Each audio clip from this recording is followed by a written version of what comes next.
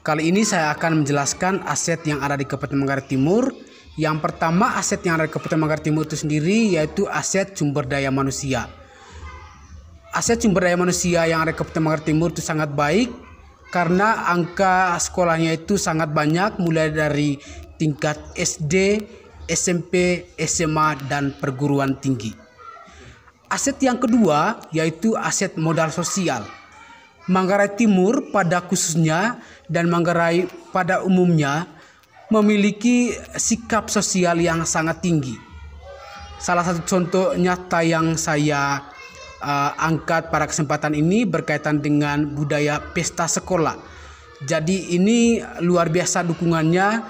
Jadi ketika ada pesta sekolah, angka uang, nominal uang yang dikumpulkan pada saat acara tersebut itu sampai ratusan juta ke atas. Yang berikut aset modal fisik. Secara umum saya katakan bahwa ada aset modal fisik Kabupaten Manggarai Timur itu sangat minim sekali. Karena selama ini fokus perbaikan jalan, ya, sarana dan prasarana yang ada di Kabupaten Manggarai Timur itu hanya berpusat pada daerah-daerah perkotaan. Ketika kita berjalan lebih jauh lagi ke pelosok, ya, terutama kami di sini itu sarana dan prasarana seperti jalan dan jembatan, jaringan listrik dan internet itu belum merata, apalagi di kabupaten-kabupaten yang jauh dari pusat pemerintahan. Yang keempat yaitu aset modal lingkungan alam. Saya akui bahwa Manggarai Timur itu memiliki sumber daya alam yang melimpah. Di antaranya itu hasil perkebunan seperti kopi, teh, kopi, vanili, cengkeh, kakao, kemiri, padi, dan juga sumber daya alam laut yang sangat melimpah. Itu merupakan kekuatan dari Kabupaten Manggarai Timur sendiri. Selain itu juga alam Manggarai Timur juga menyajikan suatu panorama yang luar biasa. Di antaranya ada Danau Ranamese, Ranatonjong, Liang Bala, Nangarava sebagai salah satu daya tarik wisatawan lokal maupun mancanegara. Nah, yang kelima itu aset modal politik. Putra-putri Manggarai Timur itu sangat kompeten dan sangat unggul sekali, dan diantaranya itu ada yang berkiprah dalam dunia politik, baik itu di DPR kabupaten kota, provinsi maupun juga di DPR pusat. Jadi putra-putri ini juga menjadikan satu jembatan dalam menyampaikan aspirasi kita ke pemerintah. Ini merupakan aset yang luar biasa bagi saya dan juga teman-teman yang lain.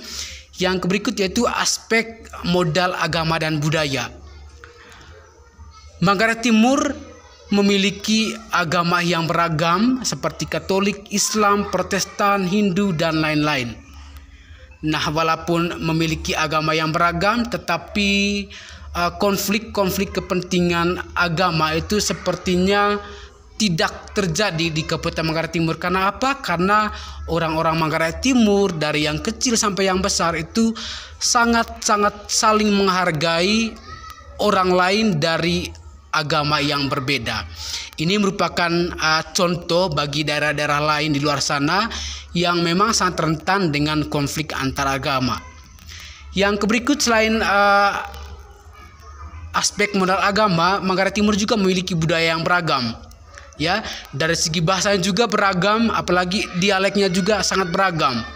Seperti orang Kecamatan Borong itu memiliki dialek yang berbeda dengan orang di Kecamatan Kota Komba, seperti di Kisol itu ada bahasa Rongga yang sama sekali saya kurang paham.